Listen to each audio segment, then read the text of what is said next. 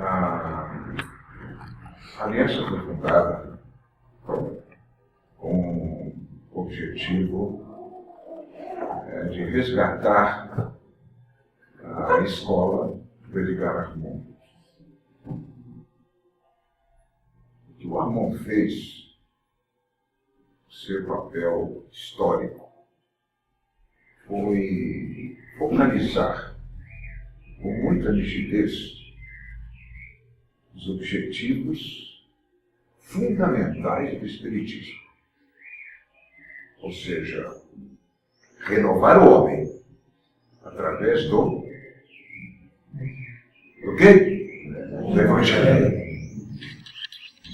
Então, numa época em que o Espiritismo era fenômeno, numa época em que os centros ficavam abarrotados para assistir espetáculos, ele trazia uma mensagem adulta. A finalidade principal do Espiritismo. Isso quem dizia não era o Armond, era o Kardec, os espíritos encarregados da codificação. O verdadeiro espírita será conhecido, primeiro, pelas suas obras, e segundo, pela sua constante renovação moral. Então essa foi a grande contribuição histórica do Armond, onde nós, na experiência gratificante das nossas aulas, na Escola de Aprendizes do Evangelho, podíamos reviver, que fossem por alguns minutos, as paisagens da velha Palestina. Eram reuniões que vocês são testemunhas. Parecia que estávamos em torno do Mestre, ouvindo os seus ensinamentos. Quando a aliança foi fundada, e já se vão aí 40 anos, a tônica que o Armond nos trazia, ou melhor dizendo, o plano espiritual nos alertava sobre o efeito multiplicativo que cada casa deveria gerar novos empreendimentos espirituais.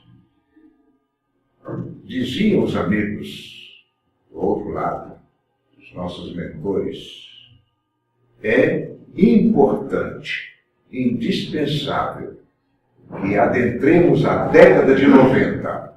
Vejam só, o alerta é que entremos na década de 90 com um centro espírita em cada esquina. Modo de dizer, é evidente. E foi uma época de esplendor. Para cada turma de escola de aprendizes, gerava-se sempre, no mínimo, uma nova casa espírita ou um trabalho assistencial dirigido, partilhado pelos espíritas. Eu me recordo, quando a aliança completou 10 anos, nós fizemos uma rápida compilação, um inventário das atividades que tiveram origem na casa da Rua Genebra. Então, naquele prédio da Rua Genebra, onde nós tivemos praticamente a fundação da Aliança e a primeira turma da Escola de Aprendizes do Evangelho. Passados 10 anos, havia já o que nós chamávamos de filhotes, 40 filhotes. E uma das respostas positivas a esse apelo, volto a dizer, não do Armond, mas do plano espiritual, foi o SECAF. Foi uma das sementes que surgiu lá da Rua Genebra. E os companheiros, eu me lembro muito bem, não saberia precisar em que época foi, mas nós estaríamos para participar de uma aula no SECAF, na antiga sede. E o Roberto me chamou, cheguei cedo, como de hábito, né? Cheguei cedo, ele me chamou, eu quero te mostrar uma coisa. E me trouxe aqui. Isso era um carpaldi, era um descampado. E aqui, nesse terreno, ele me disse, esse terreno é nosso. E me apresentou um jovem, um mestre de obras. É isso aqui nós contratamos e aqui nós vamos construir a futura sede do nosso grupo. Isso, a imagem é evidente. Até aqui na descida ele falou, olha, dizem que ali vai passar um metrô. Eu não acreditei. Não é possível. No meio desse mato, 30 anos. 30 anos. E realmente é um significado muito especial. Muito especial. E nós fomos convidados a participar desse evento, participar com vocês, dividir as alegrias.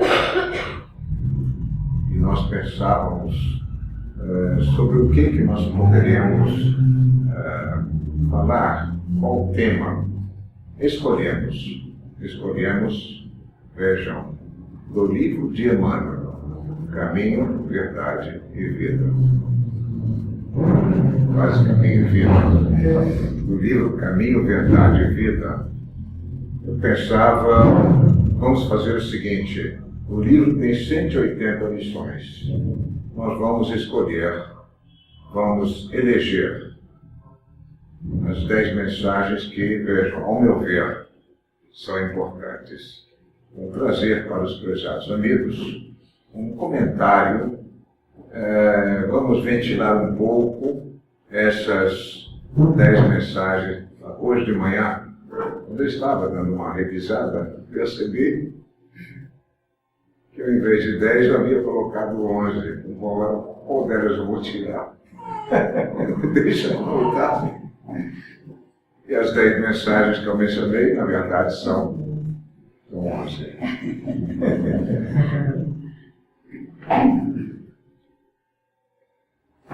30 segundos.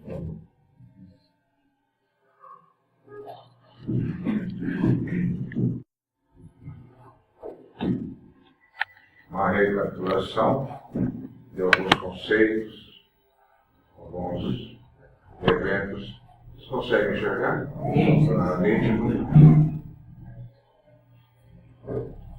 Conceito de centro espírita. Conceito trazido pelo Dr. Bezerra de Menezes, no livro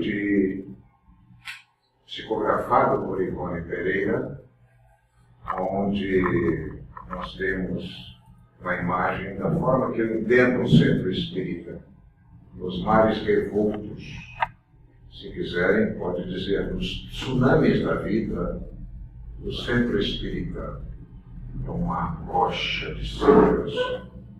O centro espírita é a proteção. O centro espírita seria também a luz que nos guia nos momentos mais obscuros das nossas vidas. Acho essa mensagem muito bonita. Sendo na densa obscuridade que nós vivemos, e voltando ao anterior, isso representando o que a humanidade está atravessando atualmente em matéria de desregramentos, em matéria de desorientação. A imagem é perfeita. Talvez fosse necessário um pouco mais de violência para nós espelharmos o que a sociedade está vivendo. E no meio de toda essa violência, que aliás nos assusta, cada vez que eu penso, bom, depois dessa, fim de linha, acabou, não tem mais. No dia seguinte vem uma outra notícia que nos choca. E eu me confesso, a cada dia que passa, submetido a choques arrebatadores. E o pior de tudo, à medida que cresce o desvario, à medida que se intensifica a violência, que passou, é banal, é comum, é pano de fundo, não nos assusta mais. Então, a imagem eu acho que é muito boa. O centro espírita, em meio de tanta turbulência, é um lastro que garante nosso equilíbrio. Prosseguindo, segundo a conceituação de Dr. Bezerra de Menezes, o centro espírita é um templo.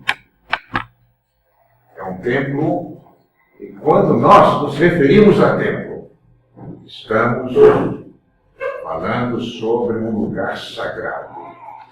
O centro espírita é um lugar sagrado, aonde eu tenho a oportunidade de encontrar-me com Jesus através do quê? Trabalho. Exatamente. E é também aonde eu tenho a oportunidade de um encontro comigo mesmo. Não é isso? Não só a oportunidade. Armon sempre dizia, o semeador quando sai a semear, um punhado de semente ele joga ao solo, e outro punhado ele joga no coração. E o centro espírita nos dá essa oportunidade de semear para fora e semear para dentro. Então, é um templo, é um lugar sagrado. Nós abominamos profanações dentro da casa espírita. Comportamento, nós devemos pautar. É como se nós adentrássemos um templo que merece o mais profundo respeito. Hospital, fora de dúvida. É na casa espírita que nós encontramos o caminho, nossa recuperação. Nós encontramos o caminho. Atenção, ninguém nos salva.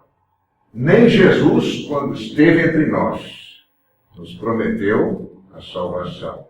Mostrou o caminho. Isso sim, mostrou o caminho e é o que o centro faz.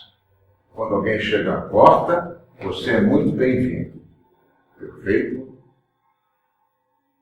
Você deseja a sua salvação, o caminho é este.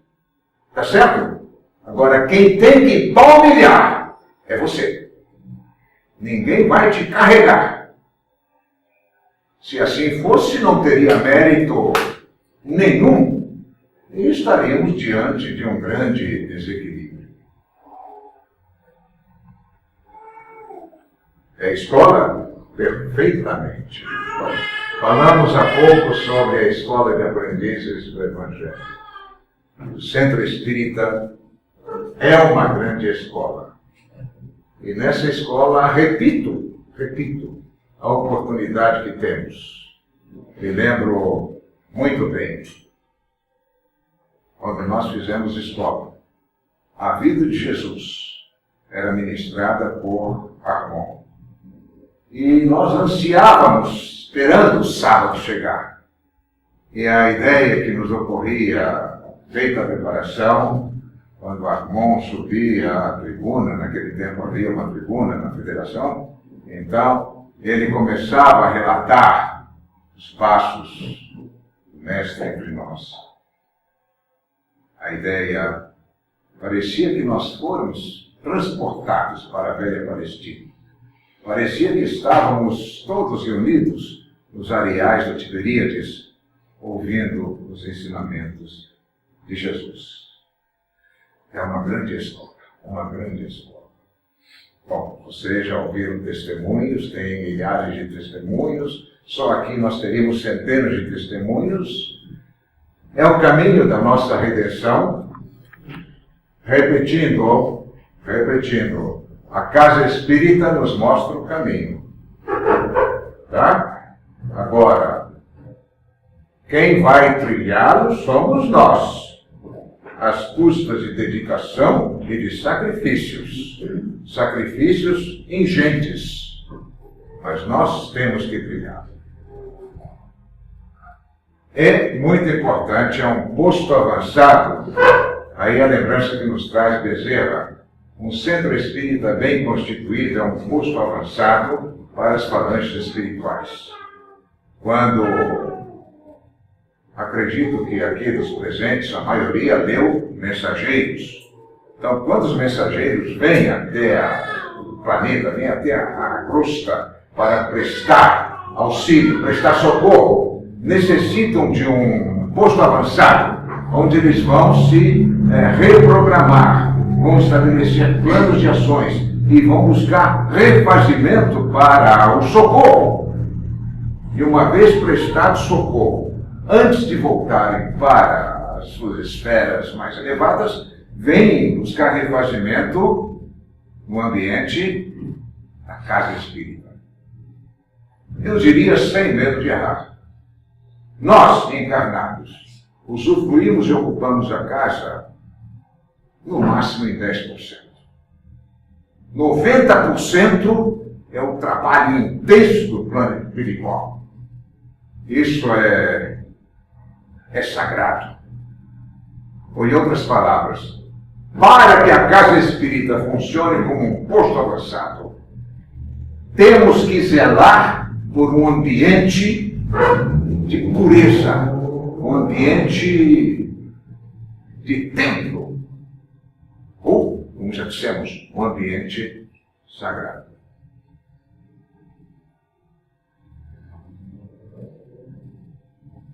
Na data de hoje, é um momento para propício de profundas reflexões, em postura autoavaliativa, ou seja, nesses anos, o que eu fiz pela casa? Será que eu tenho a minha potencialidade? E além de perguntar o que eu fiz pela casa, é mais importante perguntar o que eu deixei de fazer pela casa. É o momento de lançar as bases para os próximos 30 anos. Então, seria arrancada para mais um período de 3 décadas.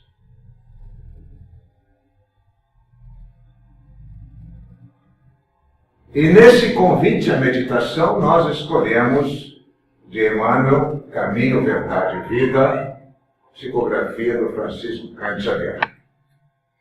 E fomos, das 180 lições, elegendo, ao nosso ver, os pontos que merecem maior destaque. E eu acho que no afã de servir, ao invés de 10, escolhi 11 citações de Emmanuel. Vamos lá? Vamos lá. Na introdução, falando sobre a prática do Evangelho, o grande ensinamento de Emmanuel. O Evangelho não se reduz a breviário para genuflexório. Ou seja, o Evangelho não se reduz a um objeto que nós vamos examinar no momento de oração. Já perceberam onde ele quer chegar, não? Aliás, o que foi comentado aqui agora há pouco. É roteiro imprescindível para legislar, ou seja, programar, projetar e cumprir. Roteiro imprescindível para o serviço e obediência. E o mais importante, vejam, que nos traz Emmanuel. O Cristo não estabelece linha divisória entre o templo e a oficina. Que ensinamento abençoado! Ou seja, se nós somos cristãos, temos que ser cristãos 24 horas do dia. Tá certo?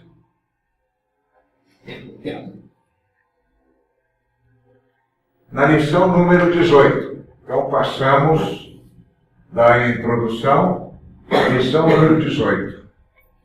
existe uma chamada, eu acho que Emmanuel, aliás, como dizia sempre o nosso companheiro Flávio, esses espíritos superiores, como Emmanuel, eles vão direto ao assunto.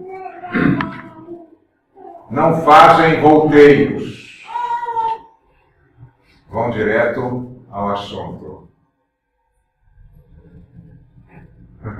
Uma vez, quando a aliança estava em fase embrionária, e o Armon, não sei por que cargas d'água, naquela reunião em dezembro, ele disse: alguém tem que coordenar esse trabalho. Eu proponho, e apontou para mim, né?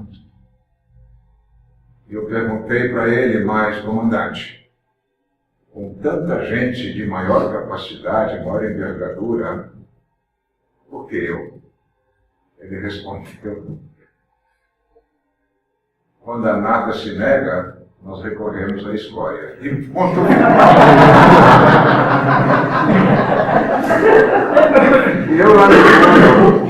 E eu lá no fundo esperava, não, deixa disso, ele não, mas foi tiro e queda. E na frente, e o pior, na frente de todo mundo. Acabou. Sobre a renovação interior, Emmanuel, vocês vejam,